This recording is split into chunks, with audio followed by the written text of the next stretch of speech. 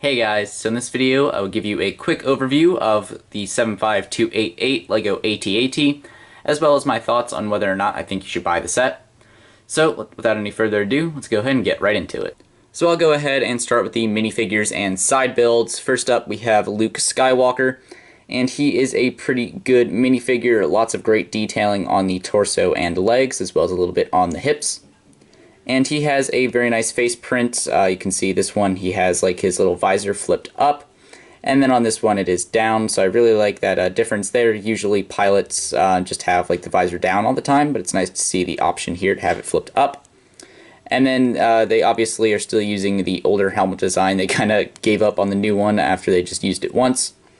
And overall, Luke is a very nice minifig. Up next is General Veers, and he uses the newer style of helmet piece, which is very nice, like the molded detail on that, as well as the print. Simple torso detailing, but looks good. He gets a pair of binoculars, and his face print is nice as well, like the print for like the little headset there.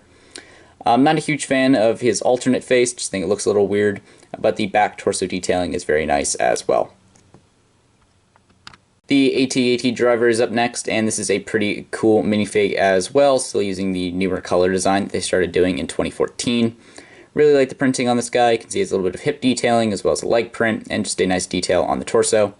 Helmet looks very nice, love all of the detailing on here. Taking off his helmet, you can see he uses the new face print for Tom Riddle that was introduced in 2020. Uses some back printing as well. And overall, just a very nice minifigure, and great to see him with a different face other than Angry Clone. This one is identical, just thought I would show you the different face print. This one has been around for quite a while, been in use since at least like 2013, but again, still better than Angry Clone. You get two of these snowtroopers in the set, and this is an okay design. I kind of like just how they change it up with the different hand color. The printing is nice. Again, you get hip detailing on this guy, which is great. Use the newer style of the helmet for the snowtrooper, and underneath he has a different face as well. This one is also pretty old, been in use again since at least 2013. And really the only downside of this minifigure is you don't get a backpack or a comma, but the back printing is pretty nice. Just would have liked to see a bit of extra add-ons to this minifigure, like the waist cape or backpack. This one here is identical, just has a different face print. This one is a bit newer, was introduced in 2015, and again, still great just to see something other than Angry Clone. The first of the two side builds is an E-Web blaster, and this is a pretty good build, like the way that it looks, some nice parts usage. Would have liked to see the whole battery pack included, since they have done that in the past, but this is still a very nice looking build. The speeder bike has an updated design. It no longer uses the motorcycle piece, and this might have been the design that they used in the Action Battle set last year, but honestly I don't have that. I don't really know. But still a nice build. I like just the way that they used these pieces for little foot pedals, even if the minifigures can't really use them. Only two studs here, which is great. Easy to get the minifigures on and off. I like the build up here for like the little ends of these like, I don't really know what this is called, but I like the build here instead of using those pieces that they have been using for a bunch of years. And then this standard handlebar design. If you want to put a second minifigure, you just pop off that iron bar piece in tan, and then you can put a second minifigure on the back. And overall, just a very nice build for a little Hoth speeder. Alright, so moving on to the AT-AT itself, I just want to start off by saying this was a great build. I had a lot of fun putting it together, and the finished product looks really nice as well. You can see there are a lot of nice details all around the thing, like there's that little piece used right there just for a bit of extra detailing. Then you have these pieces lined up here, I guess it's supposed to be like ladder, I guess. And then just again some nice detailing all around the model, especially on the head right there. The legs are all identical, so I'm not going to worry about flipping it around to show you the other ones. But you can see that the legs are very nice builds. They were a bit repetitive put together since they are all identical. But still, again, nice builds for those. It wasn't too bad. But if you hate repetitive building, I guess this is a bit of a downside for you. But the legs are very nice. The feet have a great build as well. And really the only downside in this area here is that these blue and brown pieces are visible on every single leg. So that kind of kills the appearance of the set a little bit. But they're not like huge glaring pieces. They are quite small, so it's not too big of a deal, but still would have liked to see those in a different color just so it kind of stays accurate all throughout. And then the head, if I just turn the set a little bit, I can see the head is a very nice build, has some cannons on the front, as well as spring-loaded shooters, which you can fire out, although I'm not going to. These cannons can rotate all the way around if you want to, but they should really just stay in that position or angled down a little bit. And then the head can turn, so it actually has 2 points of articulation. You can turn the head on its own, and then that will stay where you pose it. And then you can also move it from the neck, although that will like snap it back into place just with how it's built. So that's actually good. So that means if you're like walking by and you accidentally hit the head, it's not going to fall over because it kind of wants to move and then wants to move back into place. So that's actually kind of a good feature to have. Nice build for the neck, although there is still some blue visible. And then the inside of the cockpit can be accessed just by flipping this up. And for the first time ever, you can actually fit 3 figures inside. And you can see that there are 4 control panels. It's just 2 different prints. So here's what all the minifigures look like inside of the cockpit. Just very happy to finally have an AT-AT where you can squeeze in all of the minifigures, the 2 pilots along with General Veers. And they cannot hold their accessories while they're in there. You can squeeze in the pilots with their blasters, but General Veers will not fit. And there's unfortunately no storage space for their accessories, but you know, I'm just so happy they can squeeze all of them in. I'm not too concerned about that.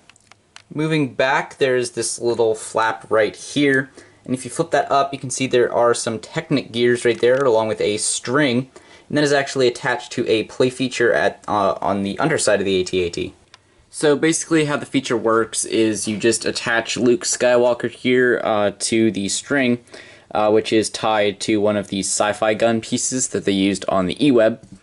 And you basically just set Luke up there, and then you turn this gear in the top that I showed you before, and you kind of have to hold down the AT-AT. It's a little tricky to actually get this to go up, just since the gear is a little difficult to move, and you can see that it does kind of mess with the legs, but you can see that Luke is going up there, and you can pull Luke all the way up.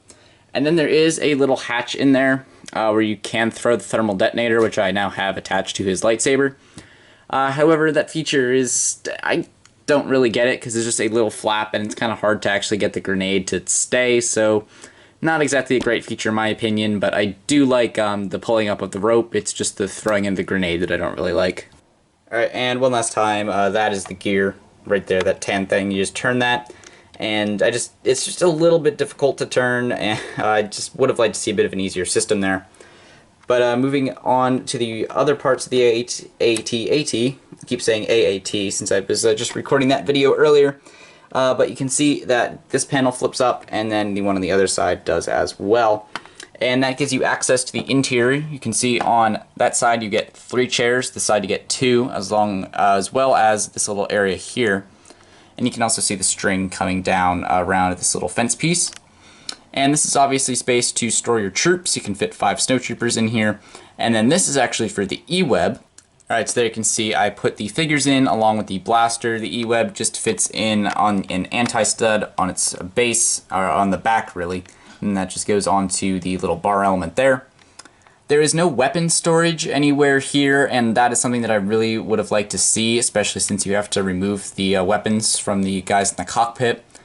But I mean, I guess you can just have the snowtroopers hold them or just kind of set them in the middle. Although I would have liked to see some sort of like clips, maybe like on the sides here. But overall, interior space right here is very nice. The final play feature is in the back here. And both of these panels can flip open, although this one right here does have some very nice detailing that I thought I would quick show you. And this piece right here kind of acts as a lock, so this one's not going anywhere while this one is down.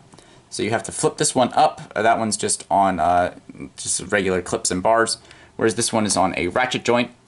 And that comes down, and you can actually take your speeder, and then that just slides in right there. If I can get this in with one hand, that would be nice. And then there you can see that just goes right in and then fits in perfectly in the middle of all the chairs. And then to close it up, you just flip this up and then flip this back down. And then you can also close this back up if I can do it without toppling the AT-AT. That'd be great. So there, just like that. And then also a quick mention, to pick this up, you can just grab it right there. Works perfectly. And then you can just plop it back down. And the legs can bend, although I really don't want to mess with it too much. since it can get a little fragile on the legs. If you move one just too far in one direction, the whole thing will just topple over.